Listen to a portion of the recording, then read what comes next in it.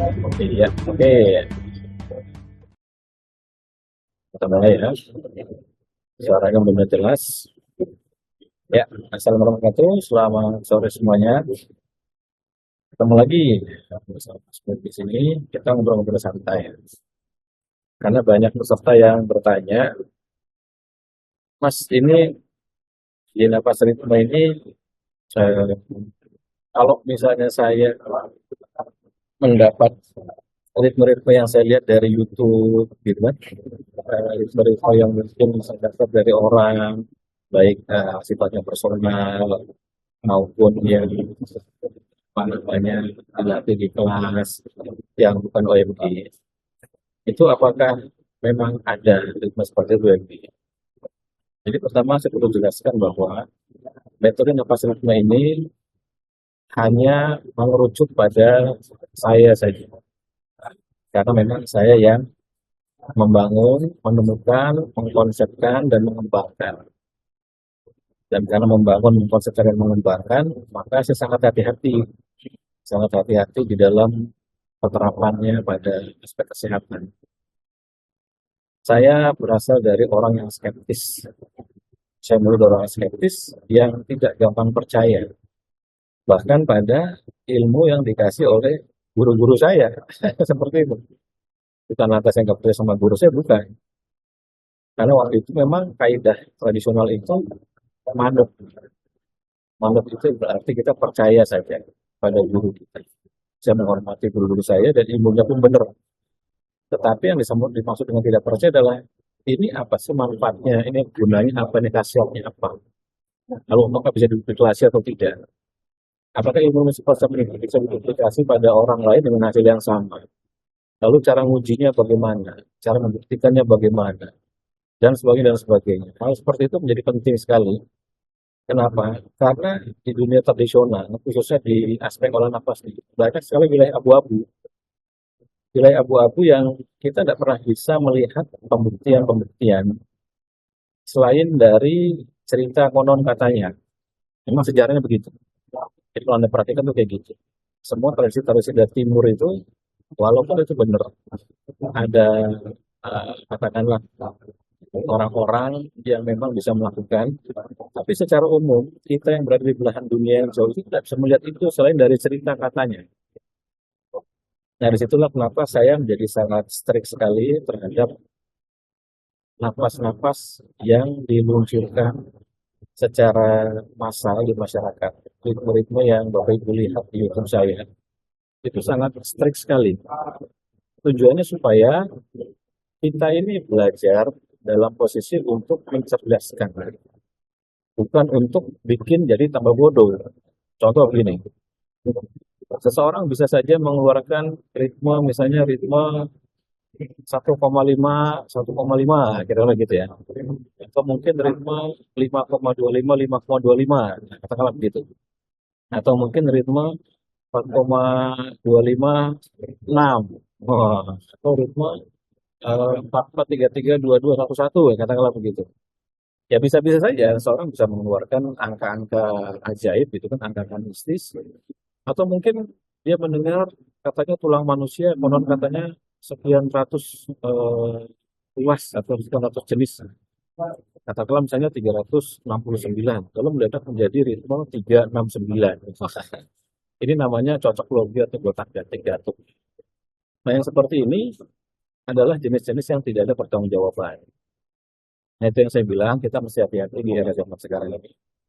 Bukan karena mungkin angka-angka ritme itu salah, tetapi ya harus dikejar. Maka tradisi di OMG ini yang sudah saya informasikan pada pendamping instruktur, supaya mereka harus terus belajar mengikuti bagaimana cara saya belajar memahami. Karena dengan cara seperti itu dipandangnya akan sama. Maka nggak pernah ada dalam sejarah di UMB ini instruktur berani mengeluarkan angka-angka ritme yang ajaib-ajaib sebelum mereka konsultasi dengan saya. Kenapa? Karena cuma saya yang memiliki berbagai macam alat ukur, alat uji, berbagai macam dasar logika, sudah membaca ratusan jurnal dibandingkan instruktur itu sendiri. Jadi saya ambil contoh misalnya Mas Ito nih, kan hadir juga Mas Ito. Mas Ito tiba-tiba bilang, Mas, aku pengen ngajar ritme 987. Wah, katakanlah begitu ya. Maksudnya apa Mas Ito? 987 tuh. Ya, tarik 9, tahan 8, buang 7. Itu dasarnya dari mana? Gak tahu Mas, aku kayaknya ngimpi. Aku kayaknya ngimpi terus muncul angka 987. Ini kayaknya kayaknya bisa jadi ritme nih, jadi ritme 987. Saya bilang nggak bisa kayak gitu caranya. Itu harus ada dasar ilmunya. 987 itu maksudnya apa?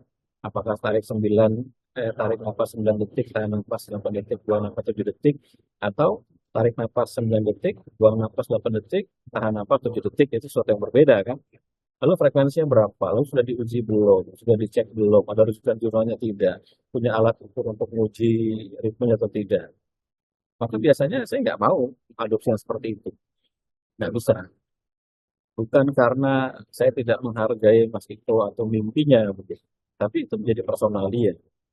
Kalau misalnya saya sudah praktekkan di badan saya enak Mas, ya udah itu di badannya dia bisa jadi.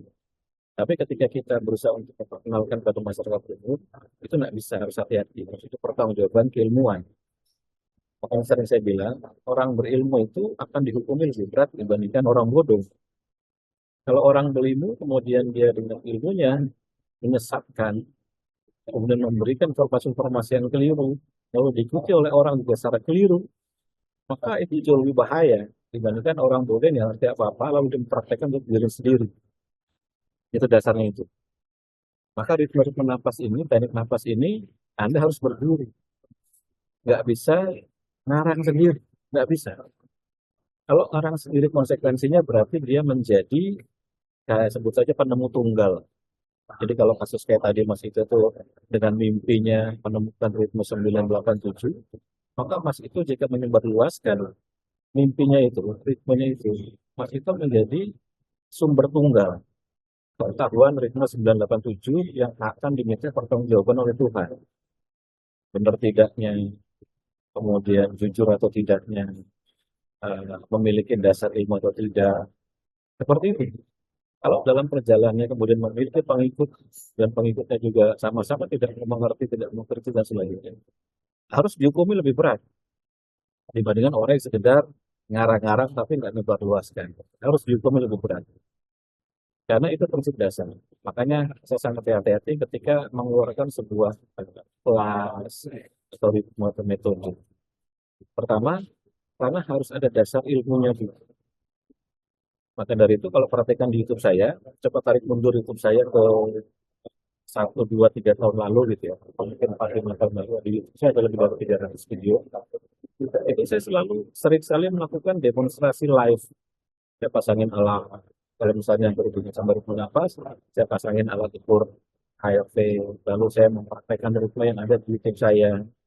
Harus saya tunjukkan live, kecepatan detiknya, menciptakan frekuensi berapa. Frekuensi ini kemudian menghasilkan apa, perubahannya apa, oksigennya juga dan sebagainya. Dasar teorinya begini. Ini alatnya. Kalau mau beli sendiri boleh. Dasar teorinya begini ada di YouTube. Silakan diikuti. Softwarenya ini, cara ngikutnya gini, manual ada semua. Tujuannya apa? Supaya orang lihat bahwa oke, dia mempraktekkan. Dia pakai alat yang sama dengan yang diinformasikan kepada peserta.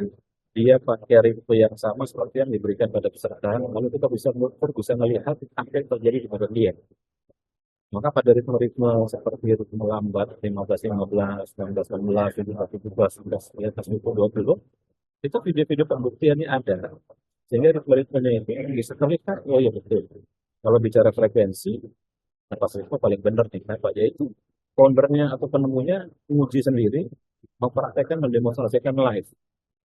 Ya sama kayak kami lah. Saya itu basic ilmunya dari perguruan silat Merpati Putih. Ada Mas Fuad tuh pakai baju Merpati Putih itu. Itu ada perguruan. Nah, saya nggak bisa ngasih tahu ke orang bahwa oke, coba siapkan besi, rangkap 10. Nanti akan saya tepuk saja besi itu lalu hancur berkeping-keping. Caranya begini. Saya jelaskan A, B, C, D, teknik nafas saya gini-gini. Tapi cuma ngomong doang. Nggak bisa. Kalau di tradisional itu, saya harus bawa besi 10 biji, saya tumpuk jadi satu. Kalau saya bilang sama Mas Fuad, ini saya sudah berlatih dengan cara seperti ini, memiliki efek seperti ini. Kalau saya tepuk nih besi, langsung hancur besinya, tetap 10. Lalu saya ambil beton cor. Ini kalau beton cor ini saya tepuk, beton cor ini hancur sekeras apapun.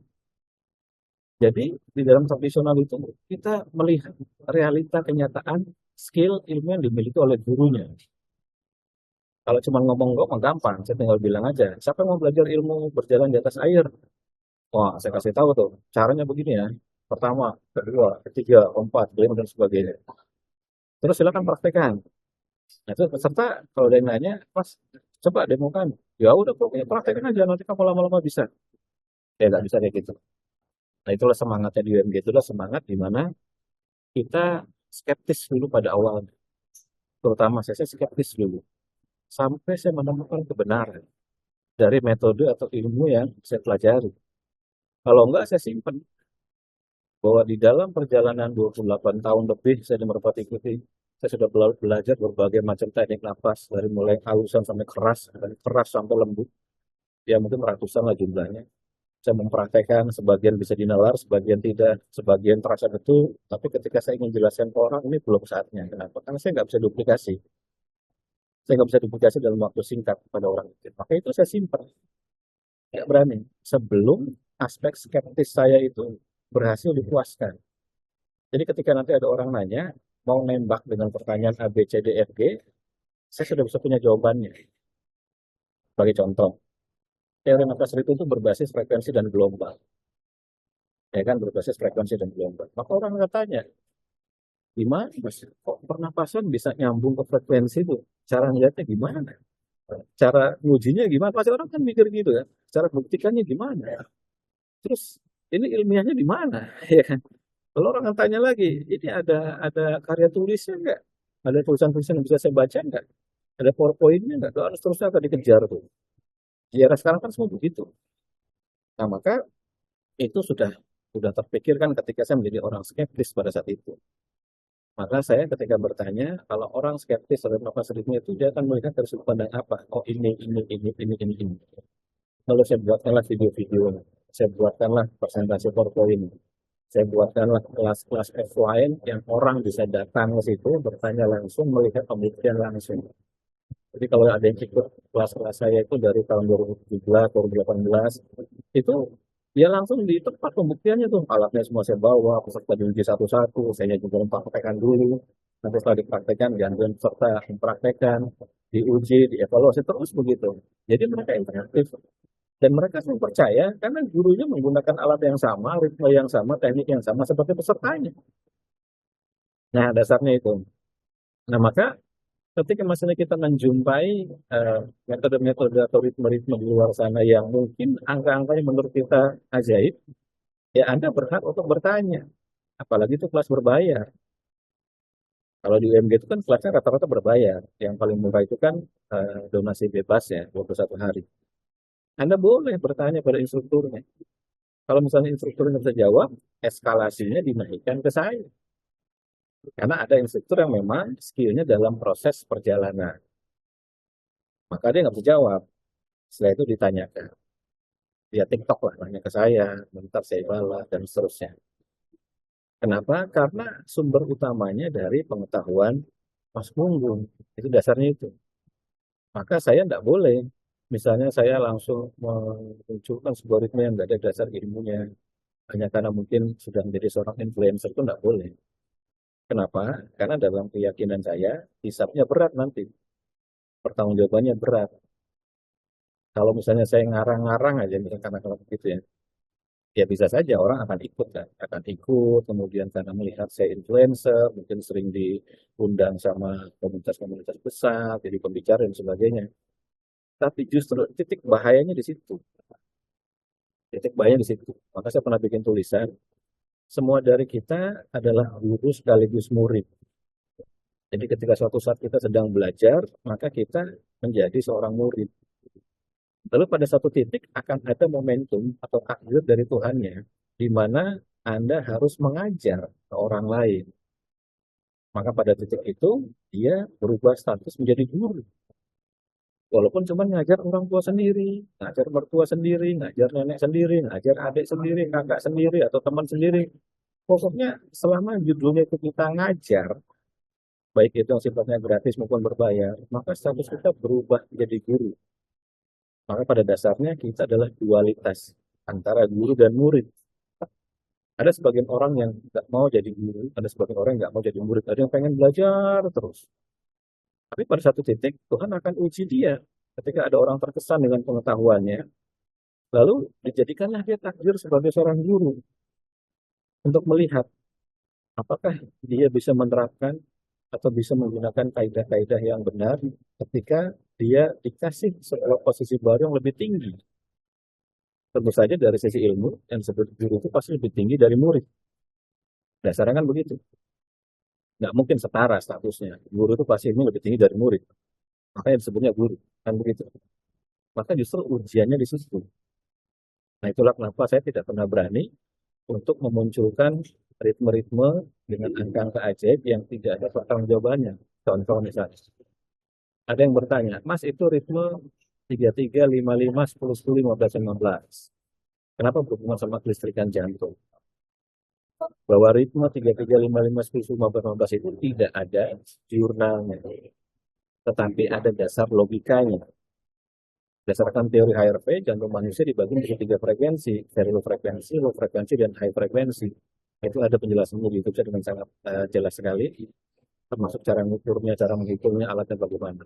Jadi sederhananya, jantung kita punya 3 frekuensi proven by science. Jadi kalau kita periksa EKG di lab manapun, di dokter manapun, pasti data HRV itu akan masuk pada report jantung kita. Dan itu menggunakan teori yang sama. Maka 3 frekuensi ada di jantung. Jadi ketika kita berada pada salah satu frekuensi ini, kita sedang berada pada 3 jenis pembedahan frekuensi yang ada di jantung itu. Maka ini ketika dipraktekkan, lalu diukur angka HRV dan sebagainya, terbukti dapat melakukan perbaikan pada kelistrikan jantung yang kacau. Kelistrikan jantung kacau itu contohnya apa? Ya aritmia, ya kan, gangguan irama jantung. Jadi bisa. Lalu bisa juga dilihat dari sudut pandang pasokan oksigen. Karena disebut dengan minute ventilation. Minute ventilation itu udara yang kita hirup secara normal dan wajar menggunakan menggunakan laju pernapasan tertentu. Orang bernapas normal 15 kali per menit. Kemudian udara yang dihirup secara wajar adalah 500 ml. Maka dalam semenit 500 ml dikali 15 sama dengan 7,5 liter. Itu dasar ilmu spirometri. Jadi kita bisa menghitung kalau ada orang tarik 3, buang 3, tarik 3, buang 3, tarik 3, buang 3, berapa oksigen yang dia konsumsi. Tinggal dipakai 3 tarik 3 buang. Berarti dalam semenit 10 kali. Maka minute ventilation-nya 10 dikali 500 sama dengan 5 liter. Berarti kalau ada orang tarik 3, buang 3, tarik 3, buang 3, tarik 3, buang 3. Maka minute ventilation-nya 10 liter. Kalau ada orang tarik 5, buang 5, tarik 5, buang 5, bagaimana? Ya tinggal dijumlah saja, 5 tambah 5 sampai 10, maka dalam 1 menit dia bernapas hanya 6 kali. Berapa oksigen yang dia konsumsi? 6 dikali 500 sama dengan 3 liter. Kalau ada orang bernapas dengan tarik 10, buang 10, tarik 2, semua buang 10, dalam semenit berapa kali? 10 tambah 10 sama dengan 20, 60 dikali 20 sama dengan 3. Berarti dalam semenit dia bernapas 3 kali. Berapa oksigen yang dia konsumsi? Udara yang dia konsumsi 3 dikali 500 ml sama dengan 1,5 liter. Kalau orang bernapas 15, maka 2 kali per menit. Berarti udaranya hanya 1 liter. Jadi ketika ada orang bernapas dengan tarik 3, buang 3, tarik 3, buang 3, disambung dengan tarik 5, buang 5, tarik 5, buang 5, disambung dengan tarik 10, buang 10, tarik 10, buang 10, disambung dengan tarik 15, buang 15, tarik 15, buang 15, maka dia sedang menurunkan kadar oksigennya, kadar udara yang dia hirup dari tadinya 7,5 liter, menjadi 5 liter, menjadi 3 liter, jadi 1,5 liter, jadi 1 liter. Jadi dibuat seperti intermittent hipoksia, tapi levelnya rendah. Jadi ada dasar ilmunya. Maka dengan cara seperti itu, kita bisa melogikakan bahwa oke, ritme ini masuk akal dan bisa dipraktekkan, bisa diuji, bisa dicoba, dan sebagainya. Dasarnya itu. Maka ritme-ritme yang muncul di dalam YouTube saya itu adalah ritme-ritme yang sudah melewati proses pembuatan hipotesa, uji, trial and error, pengukuran, merujuk jurnalnya apa, pemahaman dasarnya bagaimana, baru launching. Nah di luar sana ada yang pakai ritme-ritme ajaib, ada. Maka kalau dalam sudut pandang OMG, peserta jika dia membayar, maka dia boleh menanyakan. Sebagai contoh, saya bikin kelas namanya kelas permajaan sel. Kelas ini sebenarnya sudah lama ilmunya, tetapi baru rilis 3-4 bulan lalu. Baru rilis, baru 1 kali diadakan. Kenapa? Karena saya sangat hati-hati dasar teorinya. Dasar teori peremajaan sel itu untuk melihat usia biologis dibandingkan usia kronologis.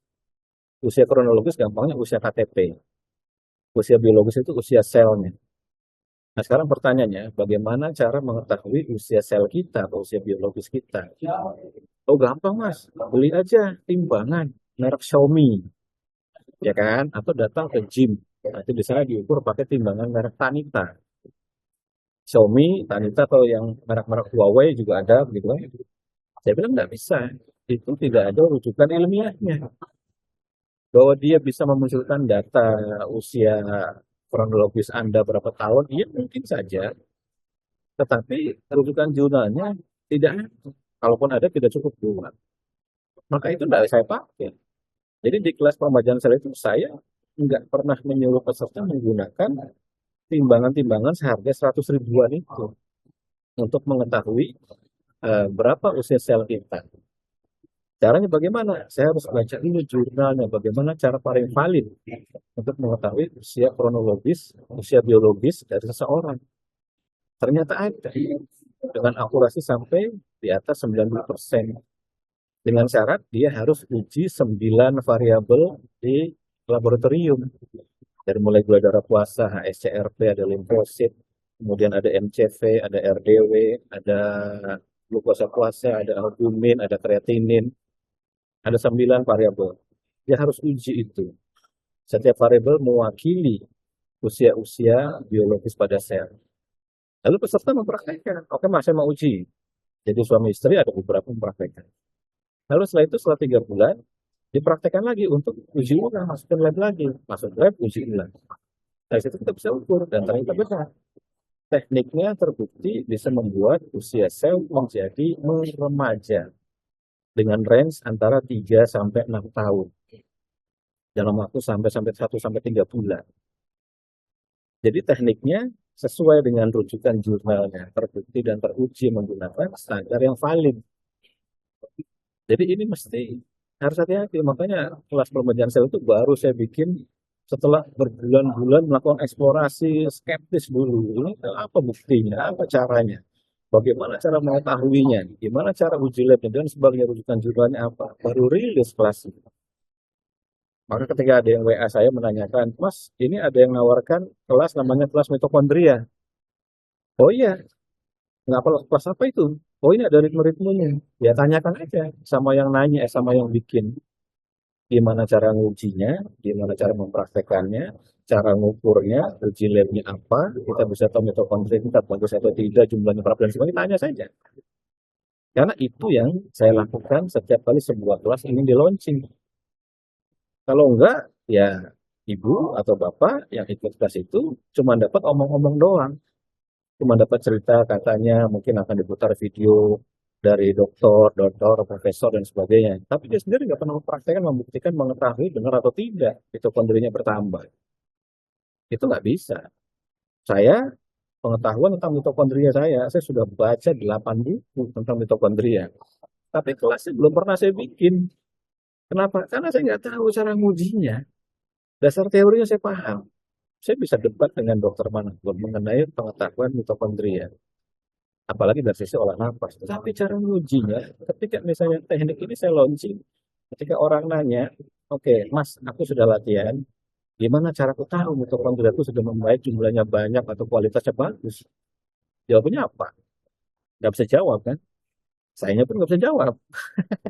Kenapa? Karena saya nggak tahu alatnya. Kalaupun ada, uji labnya itu spesifik sekali dan mahal sekali. Maka dari 8 buku yang saya baca mengenai mitokondria dengan puluhan jurnal berhubungan sama mitokondria, saya tidak berani bikin kelas yang seperti itu. Ketika misalnya, kan Mas pernah bikin pengetahuan mengenai es, iya, sebatas rendam es saja sama sinar merah red light. Itu dasar jurnalnya banyak. Ketika kita pakai temperatur dingin ekstrim dan temperatur panas, maka mitokondria akan naik jumlahnya. Tapi itu sebatas pemahaman akal. Tapi karena melimpah jumlahnya, ya kan, maka saya gunakan itu. Tapi tidak pernah saya bikin misalnya, oh ini pasti jumlahnya menjadi sekian, angkanya spesifik misalnya 3.000 atau 5.000. Itu hanya sebatas pengetahuan akal bahwa ini jumlahnya begini. Bahwa X terbukti bisa menaikkan jumlah mitokondria sampai 2 sampai 3 kali lipat. Jumlahnya naik, maka setelah itu sel menjadi lebih sehat, lebih baik dari sebelumnya. Termasuk temperatur panas. Temperatur panas dan dingin memiliki efek yang sama. Hanya pada sensasi rasanya berbeda. Kalau pada temperatur hangat, ya, temperatur panas yang sedikit hangat, ada rasa rileks. Makanya kalau kita masuk pada sauna gitu kan, spa yang muncul kan relaksasi karena hangat itu kan, keluar keringat sedikit. Tapi kalau kita dicelup ke kolam dingin, ke air yang esnya dingin luar biasa, sensasinya bukan nyaman, sensasinya tidak nyaman. Stresnya lebih tinggi dibandingkan kita berendam di air hangat. Walaupun sama-sama naikin mitokondria. Jadi ini dampak-dampaknya seperti ini tidak bisa diberitahukan jumlah mitokondria sekian, jilatnya ini, karena belum ada. Tapi karena rujukan jumlahnya melimpah, maka bisa diinformasikan. Tapi tidak bisa diklaim bahwa ini akan selalu. Nah itu, ini sebagai contoh. Kemudian apa lagi? Misalnya kelas antioksidan. Kelas antioksidan, superoksida dismutase, glutathione, dan katalase. Kelas ini sudah lama sekali. Saya mempelajari antioksidan itu sudah lama. Makanya sudah khatam, sudah hafal. Ada namanya antioksidan enzimatik, ada namanya antioksidan non-enzimatik. Enzimatik itu contohnya superoksida dismutase, SOD, glutathione, katalase. Ada karotinoid. Nah, sedangkan yang non-enzimatik, contohnya vitamin seperti A, C, E, K. Kemudian mineral, zinc, selenium. Lalu ada juga bilirubin, juga ada asam urat. Itu semua antioksidan. Teorinya apa? Nah, begitu kan, sudah ngelotok sekali lagi. Tapi kelasnya baru saya rilis 2 tahun setelah pemahaman saya sudah cukup yakin cara ngujinya, cara membuktikannya, alat ukurnya, hasilnya, dan sebagainya. Setelah saya uji dulu di badan sendiri, seperti itu. Jadi saya tunjukkan cara ujinya kalau yang non medis begini, pakai alat yang namanya itu. Kalau yang medis, Anda harus masuk ke laboratorium, bilang saya mau uji total antioksidan, keluar. Kalau yang sedikit lebih eksklusif, silahkan pakai alat produk dari Nuskin. Ini pun ada patennya. Tapi terbatas pada antioksidan karotinoid. Maka pernah saya bilang, sering diceritakan Pak Jarod juga waktu itu, di camp, di mana Dokter Genti pada saat itu hadir, membawa alat untuk mengukur kadar antioksidan. Waktu itu saya sekitar berapa ribu gitu. Lalu saya penasaran, oke saya masuk kamar, saya latihan olah nafas untuk naikin antioksidan. Saya lihat efeknya setengah jam aja saya latihan di kamar sendirian. Jarod melihat waktu itu tuh. Saya keluar lagi, ukur ulang. Naik sampai 3-4 ribu nilainya. Lewat olah nafas. Bisa? Bisa. Karena alatnya benar. Alatnya memang yang dipakai oleh dokter Genti itu, ya pasti dokter Genti kan orangnya kritis juga. Nggak mungkin lah dia pakai alat-alat yang tidak sesuai dengan keyakinan dan logika ilmunya beliau. Nggak mungkin. Karena itu sesuai dengan logika ilmunya beliau, dan di Indonesia pun nggak banyak yang punya. Maka teryakinkan dengan alat itu. Jadi siapapun diukur pakai alat itu, angkanya menunjukkan sesuatu yang mewakili kadar antioksidan karotenoid di badan manusia. Jadi kelasnya baru muncul setelah beberapa tahun di riset diteliti. Apalagi kelas bioritmik gelombang alfa. Ah, dulu nggak ada tuh. Ya kan? Sekarang ada. Kenapa? Karena tekniknya sudah proven, diuji oleh siapa saja. Mau dia percaya, mau enggak, mau dia orang tua, anak-anak, hasilnya akan sama, sudah acek.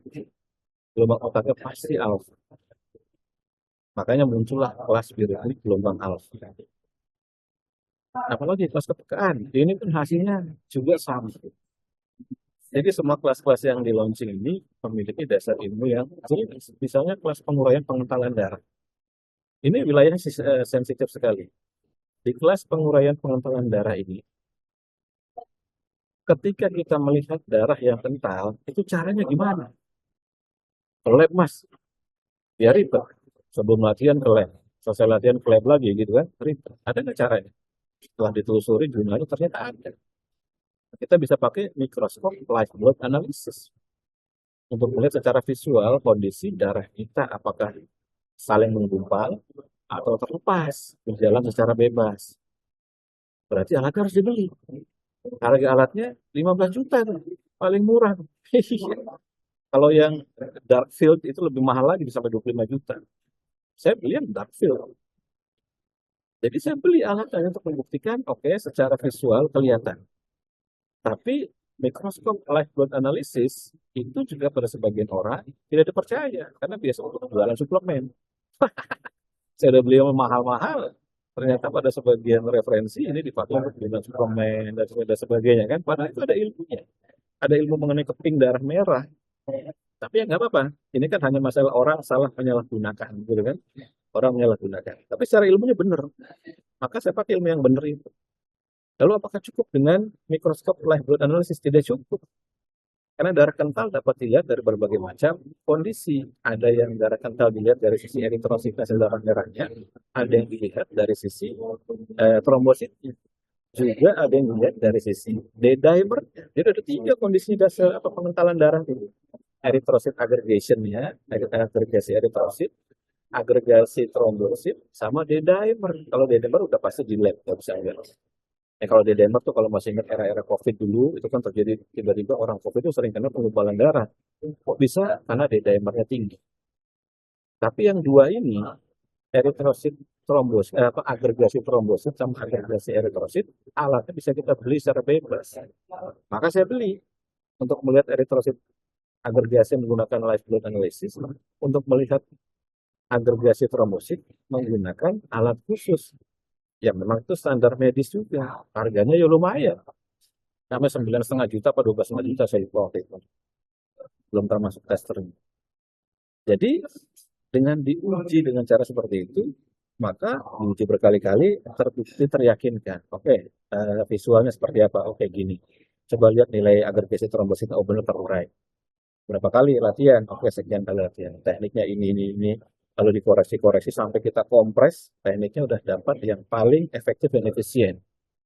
Maka pada titik itu, kelasnya berani saya buka. Namanya kelas khusus penguraian darah kental. Kelas khusus penguraian pengentalan darah. Saya awali dengan seminarnya dulu. Setelah itu baru kelas gratisnya. Setelah itu baru kelas berbayar. Jadi semua melalui tahap-tahap yang seperti itu. Jadi nggak tiba-tiba muncul. Kenapa? Karena saya tahu, saya adalah sumber keran utama tertinggi yang pertama kali mengeluarkan informasi itu. Maka saya akan diminta pertanggungjawaban nanti. Kamu Gunggung tuh, asal ngomong aja lu. Tuh lihat tuh orang-orang ada 100 orang, 200 orang tuh ikut di kelas tuh. Mereka bohongin lah. Kira-kira begitu tuh. Karena kamu nggak ngasih pengetahuan, nggak ngasih pemahaman, nggak ngasih ilmu yang benar. Kamu cuma memanfaatkan pengaruh sebagai influencer aja untuk dapetin peserta. Dengan bahaya. Walaupun bisa-bisa aja, sah-sah aja begitu. Iya kan? Nah, kemudian apa lagi? Kelas autofagi. Ini saya hati-hati betul sama kelas autofagi ini. Karena ini barang istilah yang sudah marak di luar sana. Ya, banyak sekali kita mudah mendapatkan referensi. Ya kan? Autofagi dari sisi puasa ada. Autofagi dari sisi latihan fisik ada. Autofagi dari sisi olah nafas ada. Autofagi dari sisi rendam es juga ada. Dan macam-macam. Lalu kemudian dirangkai dari sisi pola makan, dari sisi intermittent fasting. Lalu keunikannya apa? Oh ternyata kalau autofagi dari sisi otot ini baru bisa terjadi di posisi 12 jam otot kita autofagi apabila otot terlatih. Kalau otot tidak terlatih, autofaginya perlu waktu 36 sampai 48 jam. Jadi kalau Bapak Ibu pengen dapat autofagi di otot, hanya lewat puasa, dan bukan otot yang terlatih, maka 36 sampai 48 jam puasanya. Di jurnalnya bilang begitu. Saya bilang nggak bisa. Kalau misalnya ini saya ngomong sama diri sendiri, nggak bisa. Kalau orang skeptis, bahaya puasa panjang-panjang. Kita nggak tahu dampaknya seperti apa. Gitu kan? Maka akhirnya saya kasih solusi. Oke, karena ini masalahnya otot. Jadi berikan latihan otot pada peserta lebih sering melalui latihan kardio, latihan beban. Ada standarnya, push up. Pada standar jurnalnya harus 40 kali. Bagi laki-laki di lantai, bagi perempuan di tembok. Dibuat 2 kali lipat kalau di tembok, jadi 80 kali. Lakukan plank seperti penguatan otot lengan, otot core, core muscle strength yang ada di perut. Jadi kalau itu semua dipraktekkan, lakukan latihan kardio, jalan kaki, bersepeda, berenang, dan sebagainya. Maka ketika kita puasa, cukup 12 jam saja untuk mendapatkan otot yang mengalami autophagy. Ada solusi, maka di kelas autophagy kan. Kalau dari pola makan apa mas? Aduh, banyak orang depresi mas. Bingung saya antara vegan sama keto. Ada golongan vegan, ada golongan keto, ada golongan karnivora. Iya kan? Kalau kalau misalnya karnivora tuh jelas cuma boleh makan daging-dagingan aja, nggak boleh makan sayur, buah, bumbu dan sebagainya. Kalau misalnya keto, ya dia masih ada lah toleransi terhadap sayur dan buah. Kalau vegan, ya dia nggak ada toleransi terhadap hewan, gitu kan, hanya tumbuhan. Walaupun ada sebagian vegan yang sedikit nyeleneh, dia boleh makan telur, dia juga boleh makan ikan, kan begitu. Tapi masing-masing punya konsekuensi. Lalu untuk orang-orang kayak kita yang nggak bisa makan berubah kayak gitu, karena berat bebannya, berat ongkosnya, berat dompetnya, gimana caranya? Maka ada titik tengah. Maka saya munculkan namanya pola makan alamiah. Yakni dengan memperhatikan urutan makanannya. Saya uji dulu. Saya nge-lab. Saya ke lab, waktu itu saya uji di Pramita. Saya bilang sama tugas labnya, Mbak, saya mau periksa glukosa postprandial atau glukosa setelah makan. Oh boleh Pak, nanti setelah periksa gula darah puasa, nanti Bapak makan dulu ya. Dikasih makan. Dikasih nasi padang, satu box. Gede banget, saya bikin videonya. Dari nasi padang yang ada itu, menunya itu ada ayam bakar, ada sayur-sayuran, ada sambal, ada rendang, ada perkedel. Oh, udah paling komplit dah. Saya juga bingung tuh lab Paramita di pasar minggu ngasihnya banyak bener. Saya jalankan pola makan alamiah. Saya sudah periksa gula darah puasa. Oke, satu membuktikan bahwa gula darah postprandial saya tidak naik ketika saya mengubah cara makan urutannya. Jadi saya makan dulu ayam bakarnya. Itu saya videoin tuh. Saya makan dulu ayam bakarnya. Saya bawa alat ukur gula darah, saya cek pada saat itu. Dan setelah itu saya makan rendangnya. Daging-daging saya makan dulu. Setelah itu saya makan sayur. Ya orang udah aneh kalau dilihat. Kenapa kok gak digabung-gabung jadi satu? Ya karena jurnalnya bilang, jika kita memakan dengan urut-urutan seperti itu, terjadi penurunan glukosa postprandial, gula darahnya tidak melonjak terlalu tinggi. Jadi saya makan dulu ayam bakarnya, saya makan rendangnya. Setelah itu terakhir saya makan sayurnya dulu. Kan sisanya kuah sama sambal, sama perkedel. Karena perkedel masuk kriteria karbo kan. Karbonya paling terakhir. Jadi saya makan terakhir itu nasi, sambal, kuah, kuah yang udah nempel di nasinya itu. Sama perkedel, udah habis. Dan gula darah postprandial uji lab di paramitanya, rendah. Masuk pada kriteria normal dan wajar, tidak melebihi 140. Padahal kalau makan normal begitu, sebanyak itu dihabiskan, biasanya 170, 180. Jadi ada solusi, sehingga orang-orang tidak perlu takut ada kenaikan gula darah berlebih ketika memakan makanan yang kayak gitu, yang ada karbo. Kenapa? Karena ada urutan cara memakan makanan untuk mencegah glukosa postprandial tidak terlalu tinggi. Yakni makan dulu proteinnya, makan dulu sayurnya, baru kasih jeda 1 menit, setelah itu makan karbonya paling terakhir. Dan karbo selalu dikatakan paling terakhir setelah jeda 1 menit. Ada solusi, ya kan? Kemudian intermittent fasting ada solusi. Puasa 12 jam, jika ototnya terlatih, sudah autofagi. Jika ototnya tidak terlatih, perlu waktu 36 sampai 48 jam. Maka latih dulu. Nah, jadi banyak kelas-kelas yang saya bikin itu, yang kemudian diuji dulu. Dasar teorinya ini, rujukan jumlahnya ini. Jadi nggak sembarang. Ketika muncul misalnya ritme perbaikan inflamasi, yakni 284. Tarik 2 detik, tahan 8 detik, buang 4 detik. Itu ada rujukan jurnalnya.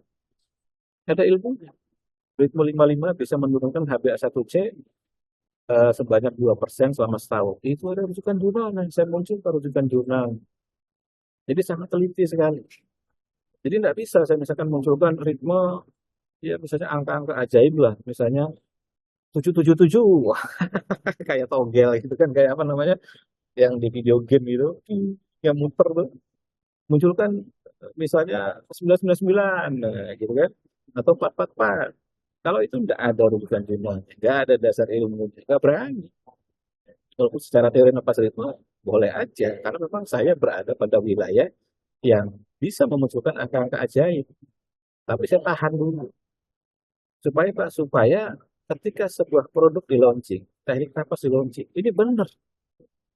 Sama kayak misalnya, oke, autophagy itu bisa menuju gula darah dengan paling cepat, paling efisien dan aman, tanpa harus diet-diet tertentu.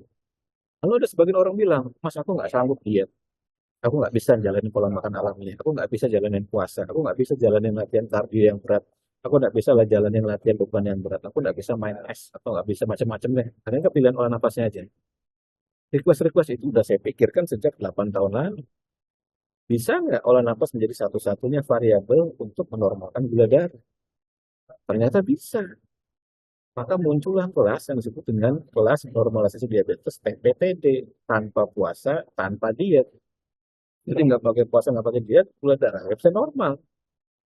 Ajaib kan? Nah, maka itu disebut sebagai miracle of breath, keajaiban olah nafas. Dan itu baru dirilis setelah 8 tahun. Jadi sejarahnya panjang. Maka ketika dirilis, dasarnya apa? Dasar ilmunya adalah pemahaman olah nafas yang dilakukan berdasarkan ritme sirkadian. Apa itu ritme sirkadian? Ritme di mana manusia tinggal di bumi dipengaruhi oleh gelombang elektromagnetik bumi pada jam-jam tertentu. Maka latihannya di jam-jam tertentu, ritmenya khusus. Kalau pagi latihannya apa, kalau siang latihannya apa, kalau sore latihannya apa, kalau malam latihannya apa. Contoh, di pagi hari kita nggak ngapa-ngapain aja, hormon stres kita naik. Nggak ngapa-ngapain hormon stres naik. Kok bisa gitu? Karena ini paksaan dari ritme sirkadian. Ini proven by science, dasar jurnalnya banyak. Penelitiannya sampai lebih dari 90 tahun, hampir 100 tahun. Jadi ketika manusia itu berada di bumi, antara jam 6 sampai jam 10 pagi, dia kena paksaan gelombang elektromagnetik bumi, sehingga menyebabkan terjadinya kenaikan hormon stres, kortisolnya naik. Jadi kalau misalnya Ibu Reni gitu kan, Ibu Susilowati, Ibu Rosinta lagi nonton TV santai-santai, dengerin radio jam 6 sampai jam antara jam 6 sampai jam 10 itu hormon kortisolnya naik tuh. Padahal lagi selonjoran aja. Karena paksaan. Entah ritmenya jenisnya ini. Nanti siang atau sore paksaannya beda lagi jenisnya ini. Kalau malam paksaan dari gelombang elektromagnetik bumi menyebabkan otak kita memproduksi melatonin lebih banyak, khusus pada malam hari. Maka melatonin memaksa orang untuk tidur. Jadi paksaannya di malam hari adalah gelombang elektromagnetik bumi menyebabkan terjadinya kenaikan hormon melatonin. Memaksa orang itu untuk tidur. Tapi orang itu nggak mau tidur karena pekerjaan, deadline, nonton TV, nonton bola, dan sebagainya. Salah dia sendiri. Kalau dia nggak ngerti kompensasinya, cara untuk memperbaiki itu kacau. Jadi nggak bisa. Nah, maka dengan cara seperti ini, ketika kita menyesuaikan ritme-ritme berdasarkan jam-jam ritme biologis tubuh, maka gula darahnya akan dikoreksi untuk tidak terlalu naik, juga tidak terlalu turun, dan jadi normal akhir. Ada yang begitu, ada banyak yang praktek cuma pola nafas saja. Ya, kayak yang terakhir saya munculkan itu, namanya Ibu Eliana. Dari HbA1c 6,5 kalau nggak salah, jadi 5, atau berapa gitu. Itu hanya olah nafas saja. Kok bisa? Ya karena itu sudah riset dulu. Tapi kan ada mas yang nggak berhasil. Ya biasanya dia yang tidak patuh pada panduannya. Kalau tidak patuh pada panduannya, ya otomatis ada fluktuasi. Maka biasanya saya suka diskusi. Ibu, kenapa naik HbA1c-nya? Coba saya koreksi. Kalau malam ibu latihan ritme apa? Ibu tidurnya ibu jam berapa? Dan aktivitas apa yang ibu lakukan malam hari? Oh, saya ini bisa nggak ditunda untuk tidur? Waduh, nggak bisa mas, ya udah kompensasinya itu harus latihan yang kayak gini, kayak gitu. Itu sampai tahap seperti itu, karena saya tahu, udah mempraktekkan dulu, udah menguji dulu. Tuh, jadi kelas-kelas yang dibuat itu, kelas yang dibuat asal, ya asal bikin. Kenapa? Karena masalah pertanggungjawaban keilmuan itu berat. Karena ketika kita bergeser status dari murid menjadi guru, maka kita harus pertanggungjawaban keilmuan. Kita akan dimintai pertanggungjawaban. Kalau misalnya peserta sih biasanya nggak berani macam-macam, nggak berani aneh-aneh, manut-manut aja. Nah itu justru bahayanya di situ. Maka saya lebih suka ketemu peserta yang skeptisnya luar biasa. Yang dia pertanyakan banyak. Kenapa? Karena saya jadi belajar dari situ dibanding peserta yang manut-manut aja. Justru kalau ketemu influencer, ketemu peserta yang manut, ya justru bahaya di situ. Karena pada titik di mana dia tidak ada yang mengkoreksi. Maka ketika imannya tidak begitu bagus di situ, mesti dia akan tergelincir, terlena bahwa oke, gue punya murid banyak, satu kelas bisa 200 gitu, 100 dengan dia 500 ribuan dikalikan. 500.000 dikali 200 berarti 100 juta. Wah, kira-kira begitu kan? Ya kan? 500.000 dikalikan 10 itu 5 juta. Kalau 100 itu 50 juta kan? Kalau 200 berarti 100 juta kan? Tapi udah terima tuh di rekening 100 juta. Tanpa ada pertanggungjawaban ilmu. Maka ya ngeri. Itulah kenapa saya nggak berani. Jadi selama belasan tahun saya ngajar di Angkatan Laut dengan berbagai macam ilmu yang saya berikan kepada mereka dengan hasil yang saya sudah ketahui persis, misalnya membalik kondisi gagal ginjal. Bisa, bisa. Tapi kelasnya nggak berani saya munculkan. Karena studinya baru satu subjeknya.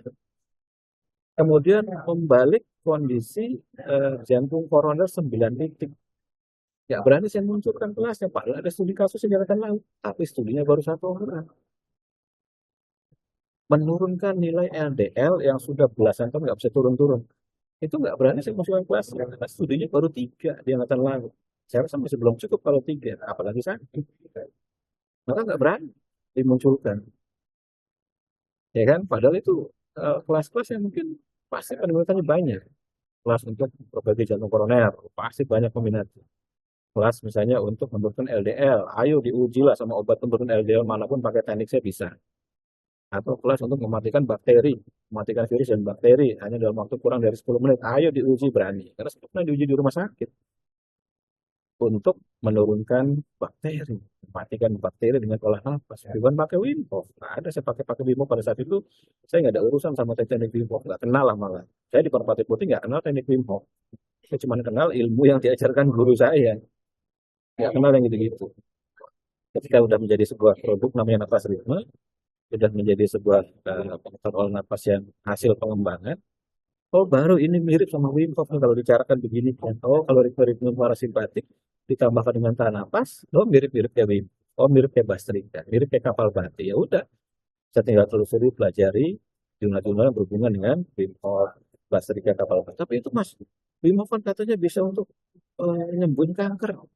Loh iya, tetapi studi kasusnya Wim Hof adalah pasien kankernya menjalankan 3 hal, yakni olah nafasnya Wim Hof, lalu berendam sebadan badan di air es yang banyak, dan main fokus latihan pengaturan pikiran. Nah kalau ibu cuma belajar Wim Hof doang, ya nggak bakal sembuh, cuma sepertiga. Jadi nggak cukup kalau cuma Wim Hof doang. Karena Anda harus berendam sebadan badan, ngikutin gimana caranya Wim Hof latihan. Harus niru. Karena dia yang menemukan tekniknya. Kalau kita ngambil sepotong-sepotong, ya nggak jadi. Maka dari itu si Wim Hof diuji. Diuji, dipraktekkan di depan profesor dari banyak dokter universitas, dipasangin alat segala macam. Dia memiliki lebih dari 25 Guinness Book of Record ekstrim. Bergelantungan dengan 2 jari, lari di Gunung Sahara pakai kolor doang, celana pendek doang. Lalu dia naik gunung Everest, Mount Everest sampai ke puncaknya, nyaris sampai ke puncak dia pakai hanya celana pendek doang. Dia berani diuji. Lalu dari situ perjalanan Wim Hof dari yang semula sangat tradisional, lalu menjadi lebih baik cara dia berkata-kata. Saya ngikutin perkembangan dari awal. Awalnya itu tradisional banget.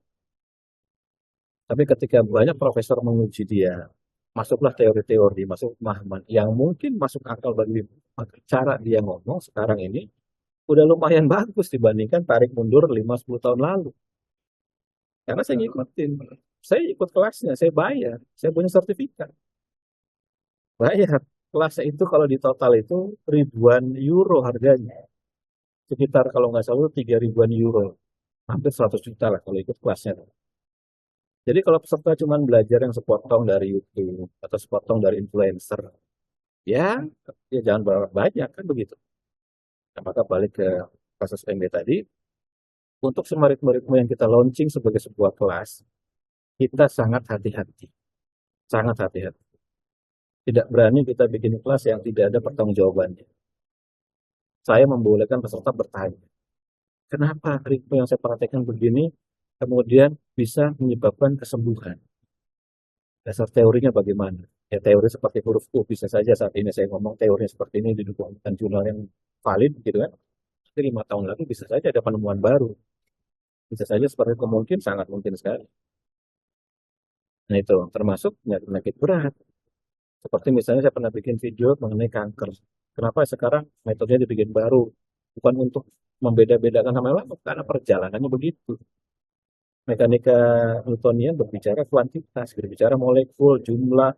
Maka kalau di materi kanker, ayo kita perbanyaklah natural killer cell dengan cara begini-begini, ini pasukan diperbanyak, kan begitu. Ayo kita perbanyaklah oksigen biar pH-nya naik, kan diperbanyak, diperbanyak, itu kan bicara kuantitas. Tapi kalau di kelas A yang baru, kita bicara kualitas, mekanika kuantum. Oke, kalau kualitas itu nggak perlu banyak, tapi berkualitas.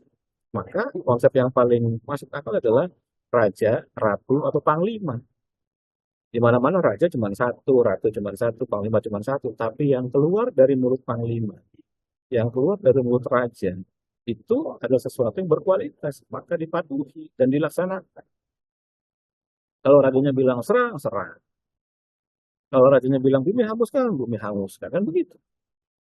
Nah, masalahnya manusia bisa memiliki narasi atau perintah sekelas raja. Supaya ketika dia ngomong, oke, tubuhku, saya percaya sel kanker bersih. Lalu bersih beneran. Walaupun berproses ya mungkin sehari, 2 hari, 3 hari. Tapi setiap hari dia ngomong begitu bersih beneran. Berarti orang itu memiliki kualitas yang seperti seorang raja atau ratu ketika perintah dilaksanakan itu yang diajarkan. Kenapa? Karena kita harus bergeser dari kuantitas menjadi kualitas. Lalu gimana caranya? Nah, ada dasar ilmunya. Namanya di observer effect. Kita di badan manusia ini ada fisiknya, ada pikirannya, ada rasa gitu kan. Ada keberanian dan sebagainya. Dan kita juga ada pengamatnya. Coba merem sekarang.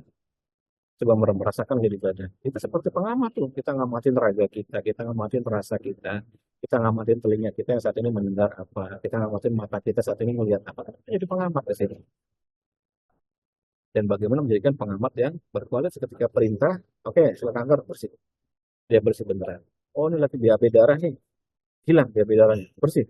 Darah berhenti. Nggak keluar lagi. Nggak luka lagi. Berhenti beneran dalam hitungan hari. Oh, berarti perintah kita dipatuhi. Maka ini diajarkan di kelasnya Tuhan menjadi seseorang yang memiliki kualitas. Bukan kuantitas. Kalau kuantitas ya kita mau nggak mau akan berurusan dengan ritme-ritme yang banyak. Ritme inflamasi sendiri, ritme menurunkan gula sendiri, ritme menurunkan gula setelah makan sendiri, ritme untuk menaikkan pH sendiri, ritme untuk naikin vascular sel sendiri dan sebagainya. Iya kan? Jadi banyak karena bicaranya kuantitas, maka sum masing-masing molekul itu diperhatikan. Tapi kalau kualitas, enggak. Contoh misalnya, Mas Fuad nih punya ART di rumah. Oh, atau Mas Ito lah punya ART di rumah. Lagi di jalan, nelpon. Mbak, tolong rumah bersihkan ya. Aku sama temanku mau datang. Udah gitu doang perintahnya tuh. Ya kan? Yang terjadi apa? Rumahnya bersih nggak? Bersih. Karena ART-nya mengerjakan hanya dengan satu kata saja. Bersih, bersih semua. Kita nggak perlu detailkan lagi cara bersihkannya, kacanya diusap-usap, kemudian Mbak tolong ambil pel, lalu dipel begini-begini, lalu tolong ambil itu nggak perlu. Tinggal bilang, ya Mbak 1 jam lagi saya mau datang sama teman saya, tolong rumah bersihkan. Selesai sudah. Tubuhku 20 menit lagi saya mau latihan. Tolong sel kankernya bersihkan. Saya nggak mau ada sel kanker di badan saya. Udah tuh, selesai tuh. Benar nggak? Iya kalau berkualitas. Tapi kalau nggak berkualitas, saya nggak akan didengar lu siapa. Saya tiba-tiba datang ke rumahnya, misalnya Pak Setiadi nih, terus ada ART di situ, dia bilang, Mas tolong dong cuci mobil saya. Wah gitu kan. Sekarang juga, kata ART-nya, loh Bapak siapa? Bapak nggak punya kualifikasi untuk merintah saya. Karena bukan pemiliknya, bukan majikannya, kan begitu. Ya sama. Di kelasnya itu diajak seorang untuk eksplorasi, kemudian koreksi, evaluasi, agar menjadikan seseorang berkualitas. Supaya ilustrasi kayak tadi terpenuhi. Mbak, ini 1 jam lagi saya mau nyampe rumah ya. Tolong bersihin rumahnya. Udah dia langsung sibuk bersihin. Kan gitu. Bisa saja selesai dalam waktu 5 menit. Bisa selesai dalam waktu 1 jam. Bisa selesai kurang dari 1 jam. Kami maksimum 1 jam. Ya kan sama aja. Begitu dia mau latihan, dia ngomong. Tubuhku, saya 20 menit lagi mau latihan nih. Saya memakai ritme ini. Saya mau tubuh saya bersih dari CA ya. Karena begitu saya latihan, saya nggak mau ada CA-nya. Nah, itu sama aja kan. Hanya beda diarahkannya kemana. Nah, kalau misalnya kita ngarahkan pada ART, kenapa terlaksana? Rumahnya jadi bersih. Karena kita punya perintah yang berkualitas yang dianggap oleh ART itu. Tapi kalau sama tubuh, kenapa enggak? Berarti kita belum berkualitas. Nah, itu nanti diajari. Maka nggak sama dengan pemahaman yang kelas A yang lama. yang ritme jadi banyak. Apalagi saya dengar ada ritme 4,2, 5,2, 5. Aku sih cara buktikannya gimana ya ritme-ritme model gitu. Aneh. Ya tapi itulah, ini intermezzonya seperti itu. Maka supaya kita mengerti bahwa bagi orang-orang yang dikaruniai Tuhan pengetahuan, ilmu, kita ngerti, kita tahu, ya kan? Karena kita pernah berguru. Kalau kita berguru berarti statusnya murid. Ketika kita ngajar berarti statusnya guru. Maka kepada mereka yang kemudian berubah statusnya menjadi guru, hati-hati. Hati-hati. Kenapa? Karena pertanggungjawabanmu jauh lebih berat ketika menjadi murid. Kalau jadi murid mah gampang. Kalau ada apa yang salah, dia tunjuk aja tuh guru saya tuh yang ngajarin. Nanti Tuhannya tinggal jewer gurunya kan. Nggak mungkin jewer muridnya. Ya kan begitu. Karena dia diajari sama gurunya. Tapi ketika dia jadi guru, nah, situ lagi. Dia masih hati-hati. Karena pada titik itu, dia sudah tidak bisa lagi menisbatkan pada guru. Kenapa? Karena dia berusaha menjadi seorang penemu atau pencipta ritme itu.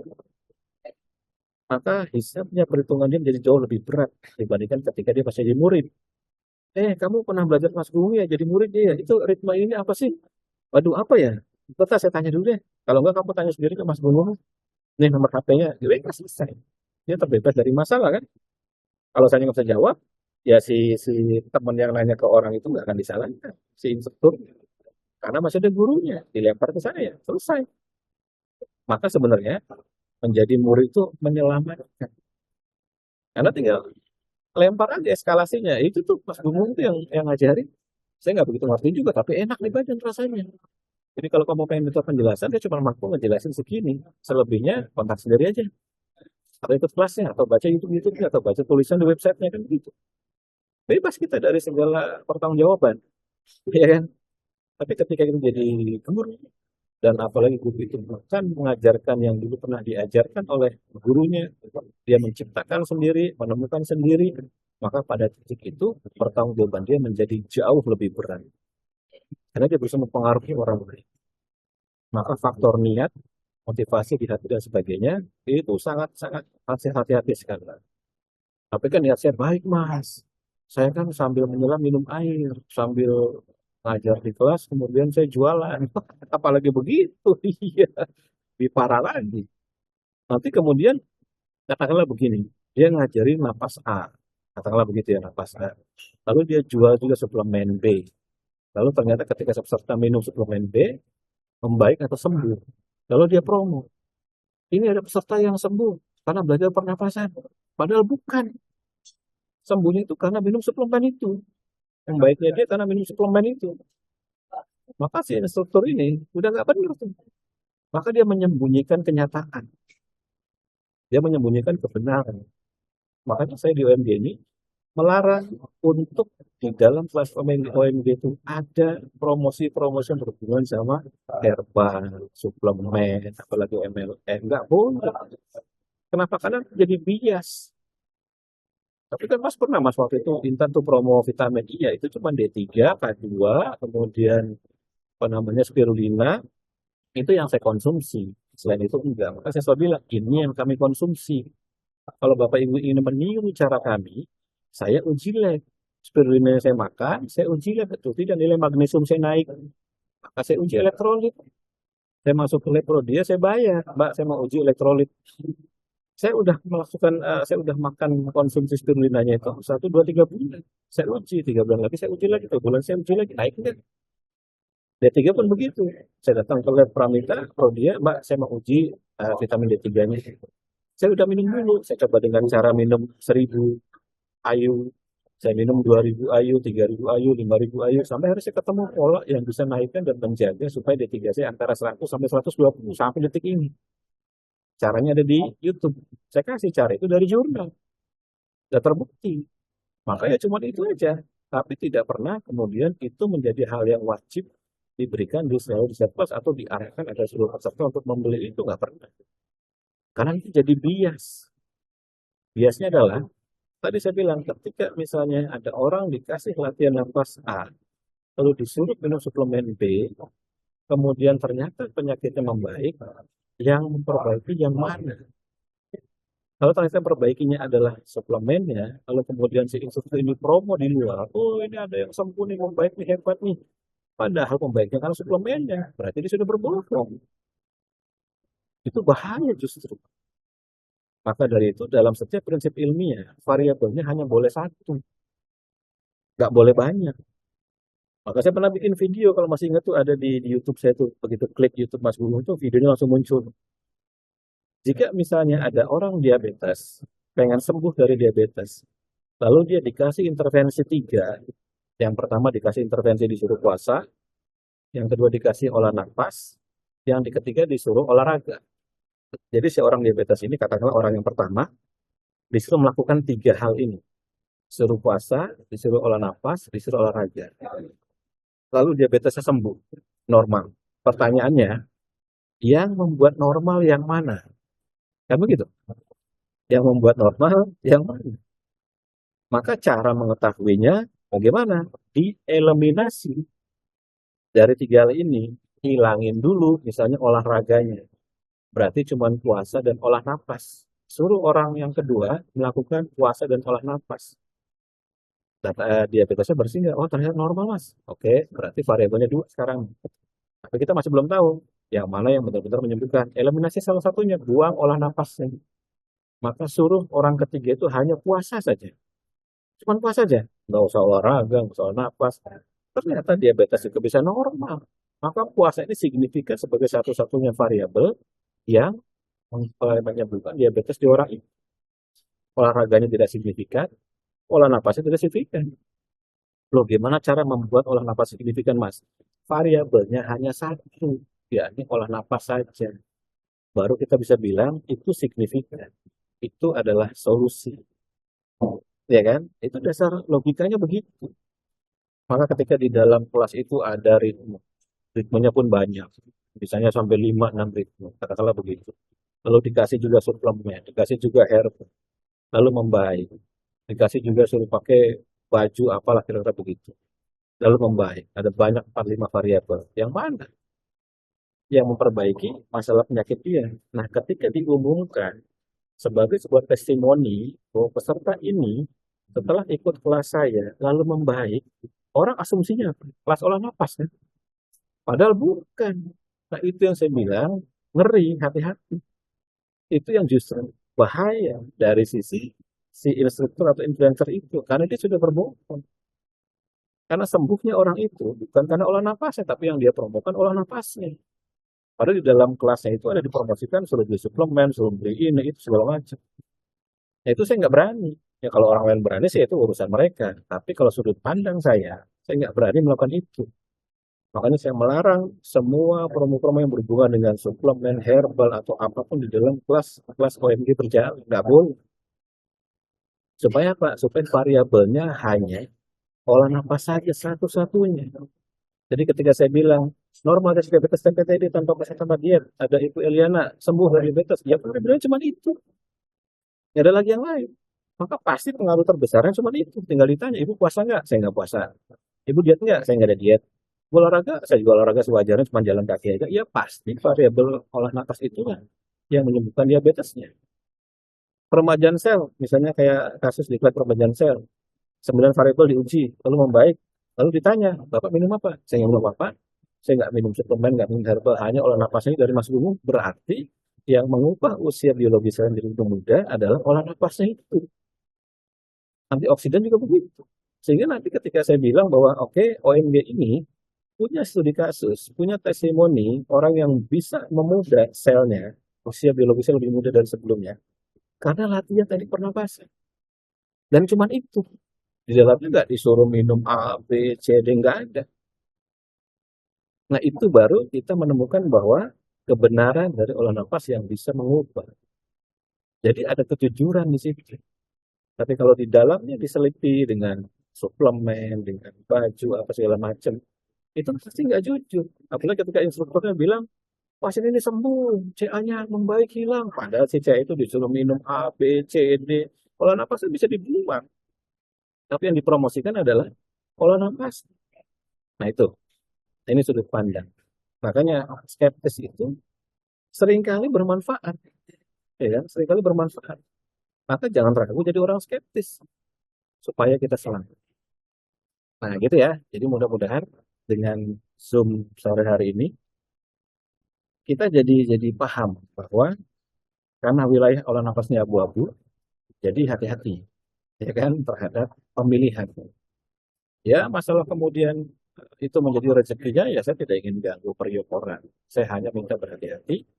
Itulah yang saya lakukan. Ketika saya melakukan eksperimen pada diri sendiri, eksplorasi dan sebagainya, dan saya memutuskan untuk membuat kelas baru. Sudah dipikirkan betul. Kalau kelas judulnya mitokondria, saya harus bisa buktikan. Saya harus uji labnya apa, jenisnya apa, cara mengukurnya gimana, terus juga belumnya apa. Saya harus bisa menjelaskan itu semua.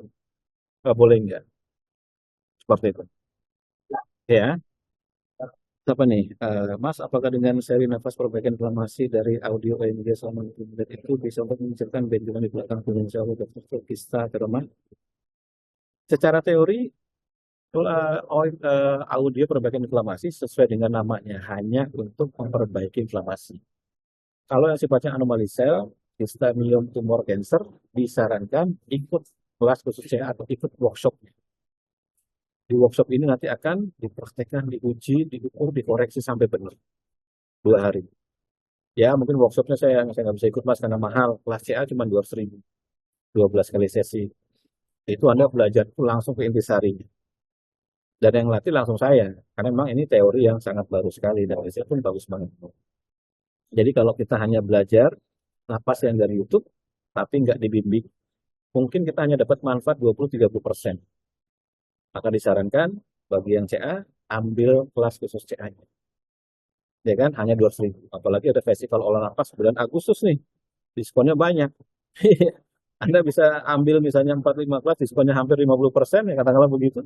Ya cuma 100.000, masa 100.000 itu lebih murah dibandingkan WiFi. Ya kan, lebih murah dibandingkan WiFi. Tapi Anda dapat materi yang solid, yang sudah ada rujukan, ada pengetahuan ilmiah dan sebagainya. Kalau ini pembuktian yang offline-nya, ya harus ikut workshopnya. Karena pada momentum itulah saya bisa lepas, bisa memberikan semua yang ada di dalam kepala saya. Maka perhatikan aja, semua ikut workshop saya itu rata-rata puas sekali. Ada yang datang dari Surabaya, datang dari Manado, dari Kupang. Karena beda antara atmosfernya latihan Zoom dengan atmosfernya latihan offline itu beda. Apalagi langsung di depan, dipasangin alat, itu beda banget. Ini kalau memungkinkan. Kalau enggak, ya pilihnya sesuai dengan gimana mampunya. Kalau masih bingung, silakan konsultasi ke Intan. Nanti Intan akan kasih solusi berdasarkan pengetahuan. Intan udah mahir ya. Dia ikut saya udah lama soalnya. Nah, waktu pertama dulu saya suruh, kamu dengerin semua YouTube saya. Jangan ada yang lewat. Setelah itu saya uji. Oke, YouTube kamu baca yang mana, denger yang mana yang ini. Apa yang kamu tangkap dari situ intisarinya apa? Oh ini. Oke, kalau ada orang masalahnya begini, kamu akan rekomendasikan kelas yang mana? Kelas yang ini nih, banyak benernya sekarang. Kalau dulu masih ragu-ragu, dia suka tanya, Mas ada yang nanya gini-gini nih, solusinya ini bener nggak? Oh ya bener, baru dia apa namanya jawab. Jadi saran saya untuk sifatnya anomali sel, ikut kelas khusus CA yang baru nih.